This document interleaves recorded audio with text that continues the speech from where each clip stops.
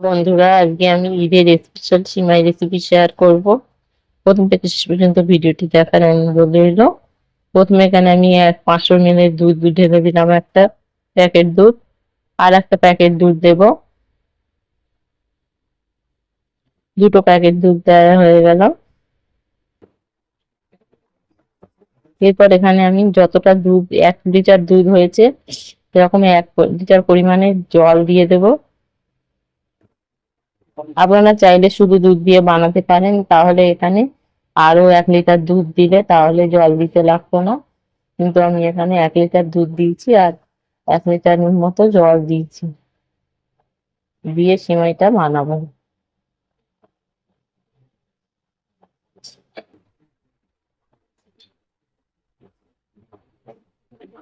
এখানে তেজপাতা দিয়ে দিলাম 2টি এবং এলাচ 4টি দিয়ে দেবো চিড়ে চিড়ে নিয়ে। একটি এলাচ দিলাম, আরো 4টি এলাচ দেবো চিড়ে চিড়ে নিয়ে। এভাবে এবার লবণ দিয়ে দেবো। লবণ খুবই সামান্য দেবো, আপনারা পরিমাণ মতন দেবেন। মিষ্টি জিনিসে লবণ দিলে খেতে টেস্টি হয়, তার জন্য আমি প্রতিটা মিষ্টি জিনিসে লবণ দিয়ে থাকি। এরপর নাড়তে থাকবো দুধটা যতক্ষণ না ফোটা পর্যন্ত নাড়তে থাকবো। দুধ না নাড়লে অনেক সময় কেটে যায়, তার জন্য দুধটা নাড়তে হবে।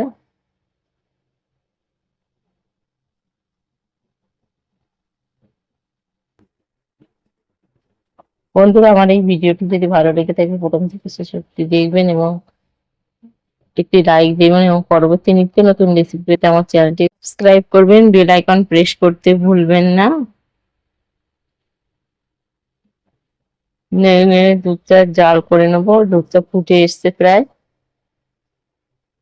দুধ ফুটে এসছে। এবার আমি সিমাই দিয়ে দেবো। আমি ভাজা সিমাই রান্না করব, মার্কেট থেকে ভাজা সিমাই কিনে নিয়ে এসছে, সেই জন্য সিমাই ভাজার ঝামেলা নেই। সিমাই গুলো দিয়ে দিলাম, এবার নাড়তে থাকবো।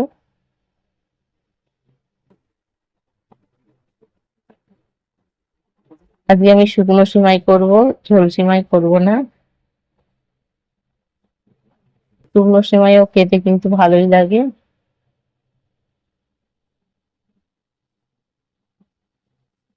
কিছুদিন আগে আমি একটা ঝোল সিমাই রেসিপি শেয়ার করেছি, আজকে আমি শুকনো সিমাই রেসিপি বানাবো।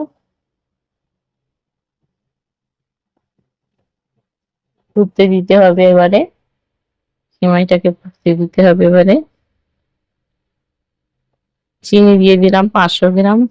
500 সুজি সিমাইয়ে 500 চিনির প্রয়োজন হলো, এখানে 500 সিমাই ছিল।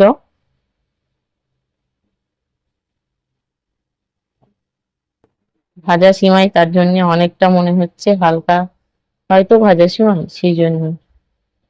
একটু টেস্ট করে দেখবো লবণ বা চিনি ঠিক আছে কিনা।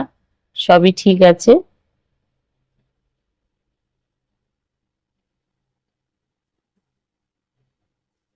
এরপর নাড়তে থাকবো, নাড়ে নাড়ে শুকিয়ে নেব ঝোলটাকে, শুকনো সিমাই বানাবো।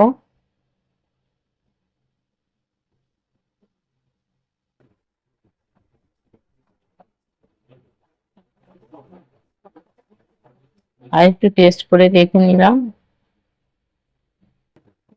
সব ঠিক আছে। একদম শেষে ঘি দেব 2 চামচ। সিমাই আমার প্রায় হয়ে এসেছে। শুকনো সিমাই করব বলে একটু ফুটিয়ে ফুটিয়ে ঝোলটাকে কম করছি।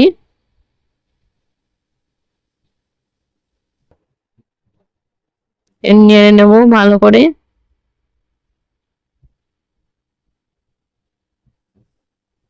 এরপরে ঘি দিয়ে দেবো 2 চামচ পরিমাণে। ঘি দিয়ে একটু নেড়ে নিয়ে নামিয়ে নেব।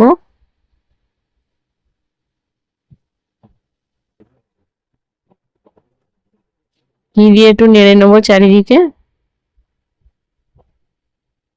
নিয়ে এবার নামিয়ে নেব, পরিবেশন করব। পরিবেশনের পালা।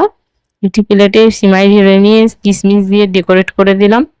কাজুটা শেষ হয়ে গেছে, বাড়িতে ছিল না, তাই কিশমিশ দিয়েই ডেকোরেট করে দিলাম। তো বন্ধুরা, ভালো থাকবেন, সুস্থ থাকবেন। আমার রেসিপিটি দেখার জন্য অসংখ্য ধন্যবাদ আপনাদের।